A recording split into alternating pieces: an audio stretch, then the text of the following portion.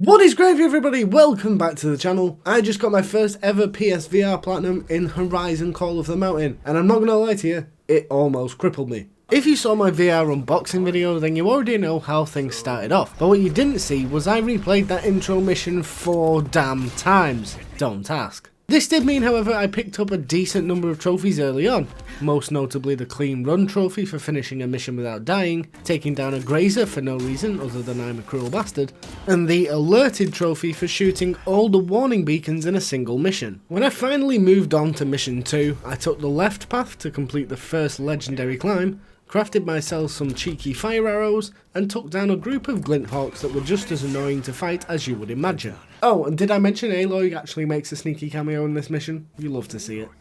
I then crafted myself a pair of pickaxes, which will come in very handy, trust me. I just want to take a second to say how much I loved the crafting in this game. Getting to build all of the climbing gear myself was just awesome. Even the arrow crafting had an element of realism to it, which I honestly didn't expect. Anyway, at this point I decided to attempt one of the challenge trophies, and I'm not gonna lie to you, this sucked. The problem I had with the archery range came down to simply having to hold the bow. I know it sounds stupid, but having to tense up for an extended period of time in order to actually aim was an absolute nightmare. And if it takes you as many tries as it took me, then you can be damn sure you'll be sore by the end of it. I actually ended up struggling more with this than with the assault course, which we'll get to later. Because while that requires a lot of actual movement, this was just a whole different beast. I did get it though. But at what cost? As you can imagine, after this I needed to relax a bit. So I stacked my first cairn, breezed past a pack of scrappers, and finally reached the top of the sun spear and just enjoyed the view. Which worked out really well, because the next mission was terrifying.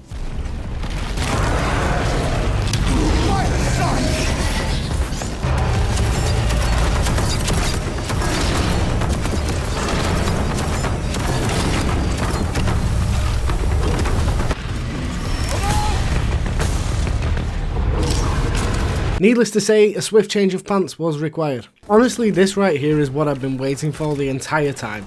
Getting to take on a massive machine in VR is one of the coolest experiences I've ever had, which given how much I love Horizon, should be no surprise at all.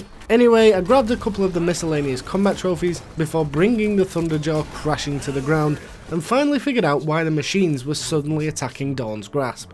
This led me to Nora territory where I got to embrace my inner stealthy archer. That is until the entire village burned down. Aloy, it wasn't me, I swear.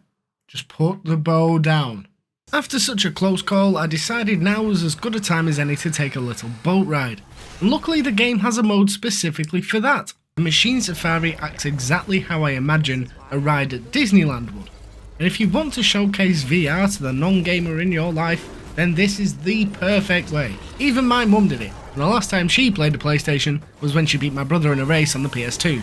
Sorry, Mike. Once that was out of the way, I moved on to taking down a particularly irritating Shellwalker, in my favourite area of the entire game, mind you, and took the long cable ride up to the mountain peak. Here I collected the final arrow type for the fully armed trophy, saved my brother from a grisly fate, sort of, and went toe to toe with a Stormbird in what has to be the single coolest spectacle fight in the entire franchise. The mountaintop, the lightning, everything about it is just epic.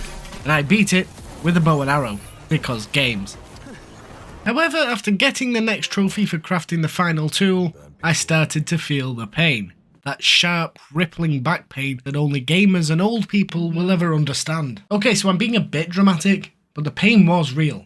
And it was intense. I stopped playing for almost a full day and just lay on the couch like some sort of degenerate hoping for death. But content must be made, which means games must be completed. So against my better judgment, I struggled on, and in some ways I'm glad I did, because climbing a moving tall neck is, and say it with me everyone, epic. Crashing one on the other hand, yeah, not so much. Fortunately, the crash site was right next to the last cairn, so that's nice. I then climbed up some sketchy looking scaffolding and emerged into a sun ring, think a coliseum but for vicious machines, to test my skills and hopefully save the Sundom.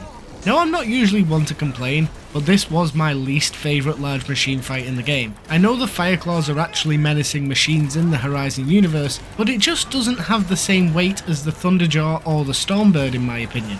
I'm not 100% sure where this sits in the timeline, but I feel like it would have been cool to have one of the new machines from Forbidden West up there as a bit of a surprise.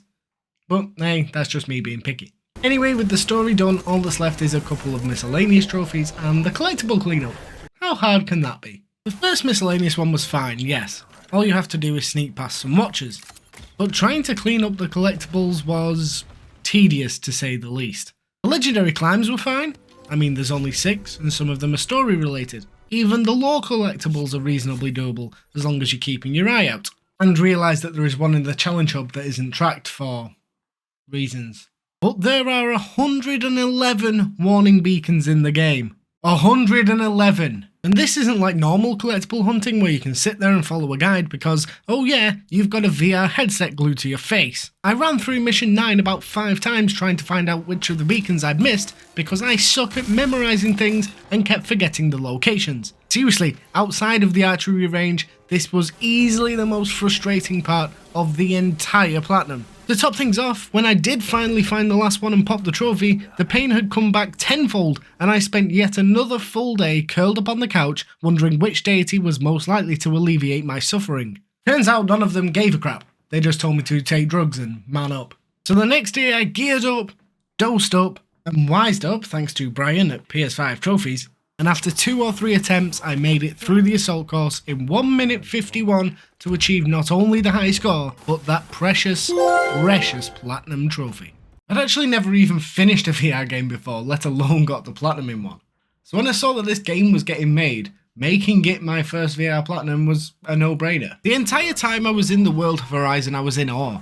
It looks incredible and is something I would have never even imagined back when I first played Zero Dawn on the PS4. I'm not going to tell you it's perfect, because the gameplay is still rather restrictive and some of the climbing gets a bit twisted, but as a showcase of the sort of world you can expect to explore with the VR2, it is mind-blowing. My platinum time was about 9 hours, though that's going off the PS5's own tracking, so take that as you will. And I'd probably say it's no more difficult than the mainline games. The only real barrier here is going to be your ability to stand the VR itself. If you're lucky enough to have one though, I would recommend this every day of the week without any hesitation. But that's going to do it for this one. If you enjoyed the video, please make sure to hit that like button. If you're new, consider subscribing. While you're here, why not check out my Batman Arkham Asylum video by clicking that link right there. It's really good, promise.